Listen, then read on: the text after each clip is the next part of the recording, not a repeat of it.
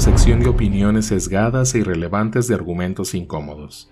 Aquí estoy de nuevo para analizar libros, películas y cualquier otro tema que se me cruce en el camino con la autoridad que me da absolutamente nada. Y hoy nos adentramos en un fenómeno que cambió la cultura pop para siempre, un libro que redefinió la literatura juvenil y una película que convirtió una generación entera en fanáticos de la magia, Harry Potter y la Piedra Filosofal. Vamos a compararlos, a diseccionarlos, a celebrarlos porque ambas obras son buenas. Sí, ambas son buenas aunque distintas. Pero si algo he aprendido en este podcast es que incluso las mejores obras esconden sus grietas y que en las diferencias también vive la verdad. Así que prepárate porque vamos a cruzar el andén 9 3/4 de los matices y te prometo que este tren no se detiene hasta que hayas visto con nuevos ojos ese mundo que creías conocer. Harry Potter y la Piedra Filosofal no solo fue el inicio de una saga, fue el inicio de un mito moderno. Publicado en 1997, este primer libro nos introduce a un niño huérfano que vive bajo la escalera, ignorado por su familia adoptiva, hasta que un día descubre que es un mago. ¿Sí? Ese es el resumen que todos conocen. Pero si miramos más de cerca, la novela está tejida con algo más complejo, una narrativa que mezcla el trauma, la pertenencia, la identidad y la esperanza. Joanne Rowling construye un mundo fantástico, sí, pero lo hace desde un lugar de precariedad emocional. Harry es un niño dañado, no es el elegido con orgullo, es el elegido con cicatrices. La novela utiliza un lenguaje cercano, accesible, lleno de pequeños detalles que enriquecen cada escena. Rowling no solo construye un mundo, lo humaniza. Desde los caramelos de todos los sabores hasta el sombrero seleccionador que cuenta con arrogancia y humor. Todo en el mundo parece tener vida, pero lo más poderoso de esta primera entrega no es la magia como espectáculo, es la magia como redención. Porque Hogwarts no es solo una escuela, es una segunda oportunidad. Es el lugar donde un niño ignorado se convierte en alguien que importa. La narrativa del libro es pausada, pero rica. El primer acto, hasta que Harry llega a Hogwarts, se toma su tiempo.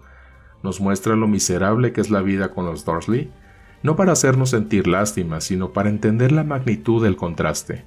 La llegada a Hogwarts no es solo un cambio de escenario, es un cambio de realidad. Y aquí es donde Rowling introduce una estructura que será clave en toda la saga, el misterio. En este caso, la Piedra Filosofal y los secretos que rodean a Snape, Quirrell y el mismísimo Voldemort. Pero más allá de la trama detectivesca, lo que se instala desde el inicio es la idea del poder. ¿Quién lo tiene?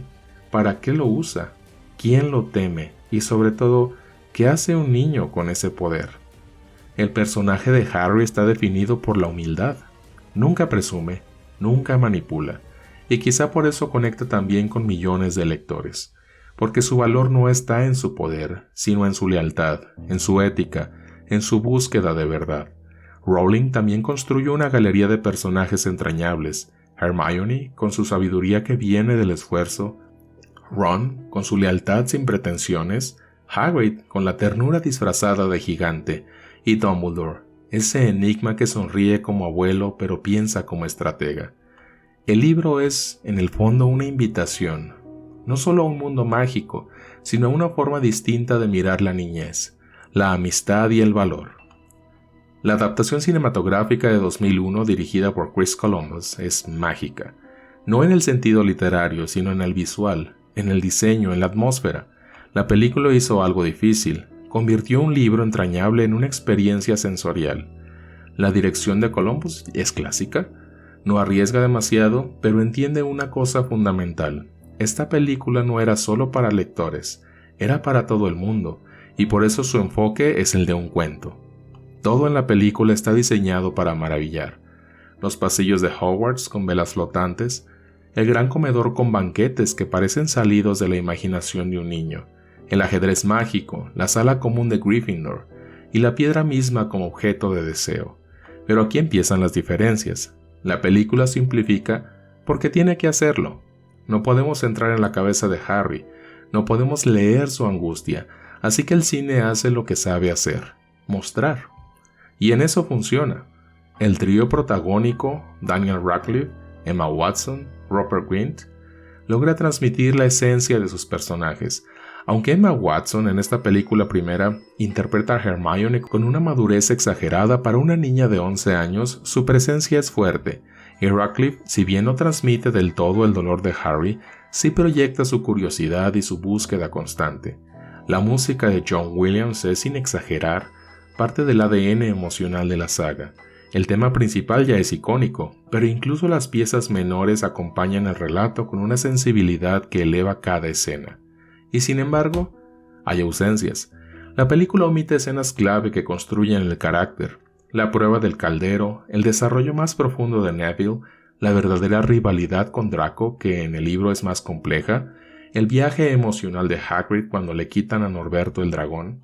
Todo esto se queda fuera, porque el cine tiene límites de tiempo y necesita mantener el ritmo. Pero también hay decisiones estéticas que embellecen el cuento, aunque diluyen el conflicto.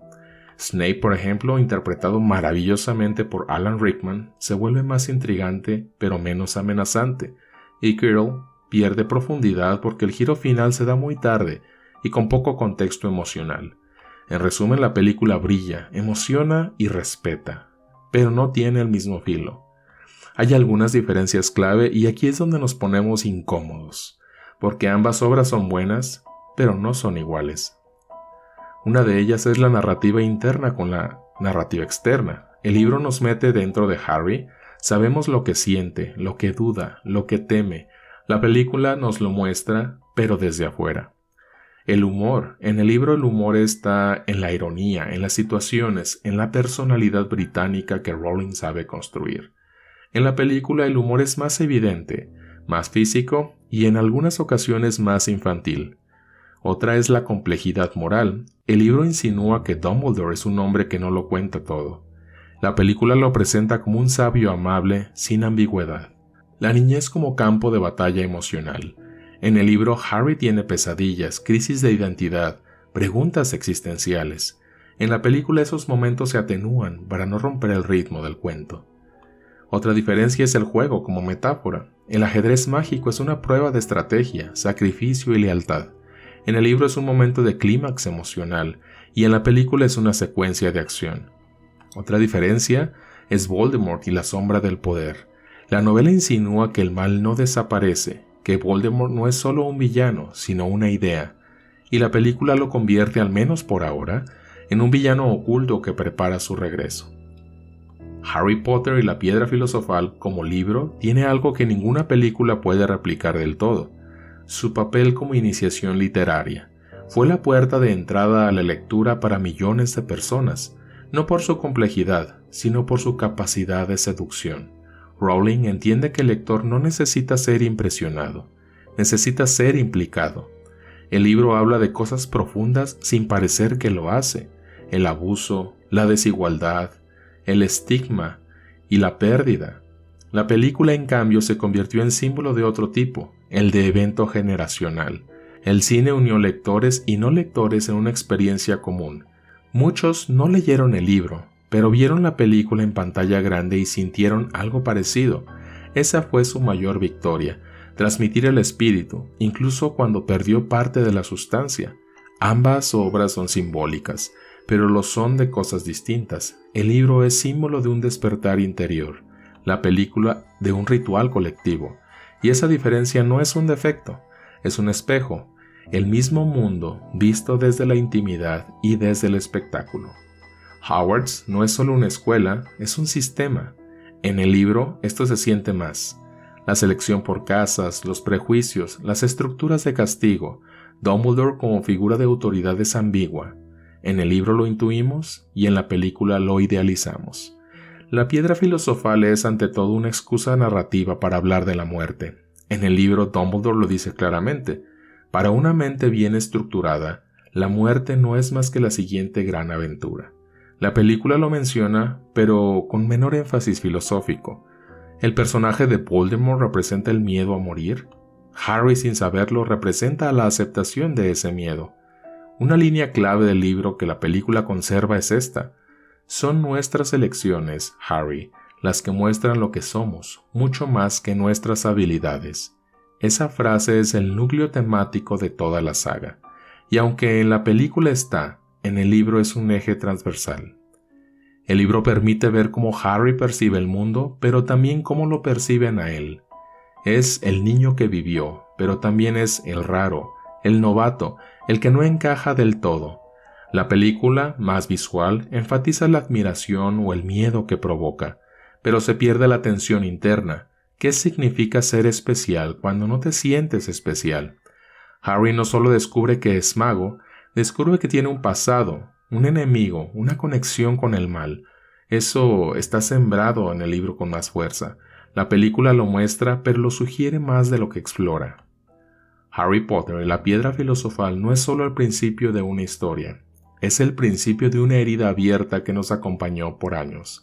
Una herida dulce, porque crecer con Harry también fue aprender a perder, a elegir, a resistir. El libro es un acto de intimidad, la película un acto de comunión. Ambas son válidas, ambas son poderosas, pero no son lo mismo. La novela nos enseña a mirar hacia adentro y el cine a mirar en compañía. Si tú, como yo, creciste con una de las dos o con ambas, quizá te des cuenta ahora de que el verdadero hechizo no estaba en el sombrero parlante, ni en los hechizos, ni en la piedra misma. Estaba en la posibilidad de sentir que pertenecías, porque al final la magia más potente es ser visto. Nos escuchamos en el próximo episodio de Argumentos Incómodos, el podcast que no te deja ver películas ni libros de la misma forma. Recuerda que los conocimientos inútiles no son más que herramientas que aún no hemos aprendido a utilizar.